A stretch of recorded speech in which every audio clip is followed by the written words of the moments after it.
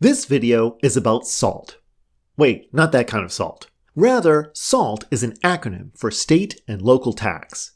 In this video, we're going to take a look at the various types of state and local taxes and whether or not they can be deducted if you itemize deductions. I'm the Tax Geek with more of your taxes oversimplified.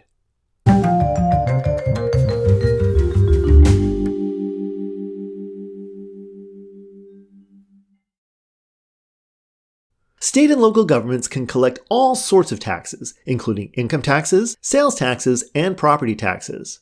From the very beginning of the federal income tax system, it has been held that you shouldn't have to pay federal income tax on money used to pay taxes to state and local governments. This deduction has been limited in recent years, but it's still an important deduction for many taxpayers.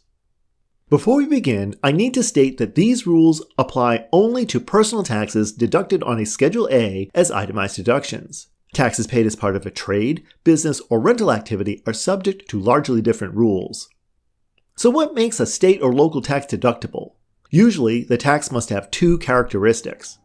1. The tax must be based on some sort of valuation.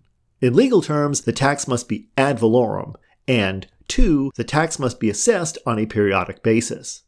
There is one special exception to these criteria, which we'll look at later.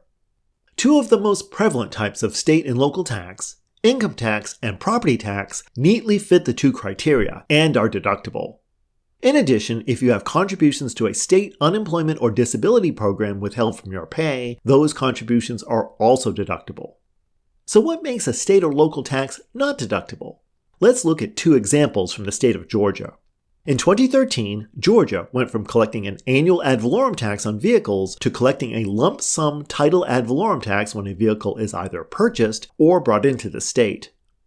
The former tax was fully deductible as it was both based on value and assessed periodically. The new tax is still based on valuation, but it is not assessed periodically, thus the new tax is not deductible. In 2016, Georgia started collecting an annual fee from owners of electric vehicles in lieu of their paying gasoline tax.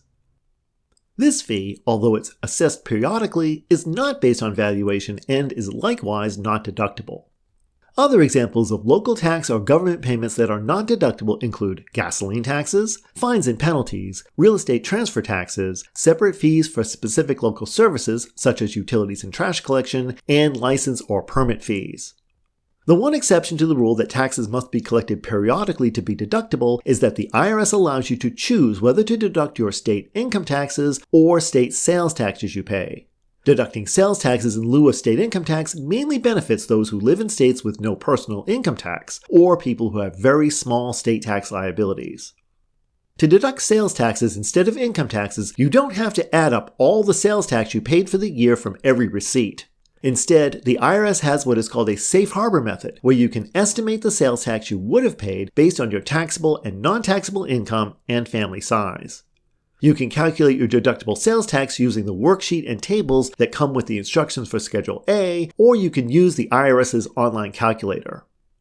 To this safe harbor amount, you can add any sales tax paid for a large purchase, such as a car, boat, or other expensive purchase. Your state or local income tax withholding is deductible, as are any estimated payments or balance due payments you make. State and local tax payments are deductible in the year you make the payments, regardless of the actual tax year they apply to. Example: Celia is in business for herself and makes quarterly estimated payments of state income tax to her state. She made payments of $600 each toward her 2022 state taxes on April 18, 2022, June 15, 2022, September 15, 2022, and January 17, 2023. She also made a $500 estimated payment toward her 2021 taxes on January 15, 2022, in addition to paying a balance due of $585 when she filed her 2021 state return. How much state income tax can she deduct on her 2022 return? All the payments made in 2022 are deductible, including the $500 January 2022 estimated payment, the 3 estimated payments of $600 she made in April, June, and September, and the $585 balance due payment, for a total of $2,885. The $600 she paid in January 2023 will be deductible on her 2023 return. If you're making installment payments on a prior state tax debt, the tax portion of the payments is also deductible, but not any penalty or interest you pay as part of the agreement. So what happens if the withholding and estimated payments you deducted are greater than your actual tax liability for that year? In that case, part or all of the refund you receive may be taxable on next year's federal return. This topic will be examined more closely in a separate video. For tax payments to be deductible, the payments must be made to the government and not merely placed in an escrow account to be paid later. So even though you may pay your property taxes monthly along with your mortgage payments, the payments aren't deductible until your bank or mortgage company actually sends the payment to the taxing authority. Also, for a tax payment to be deductible, you must be both personally liable for the payment of the tax and actually pay the tax in question. In this example, William's son Willy Jr. is struggling financially, so William helps his son out by paying the $2,890 property tax on Willy's home. In this case, neither William nor Willy would be able to deduct the tax. William because he wasn't personally liable for paying the tax, and Willy because he didn't pay the tax himself. Since 2018, state and local tax deductions have been limited to $10,000 per return for all filing statuses except married filing separately, where deductions are limited to $5,000. For example, Harry and Sally are married and file a joint return.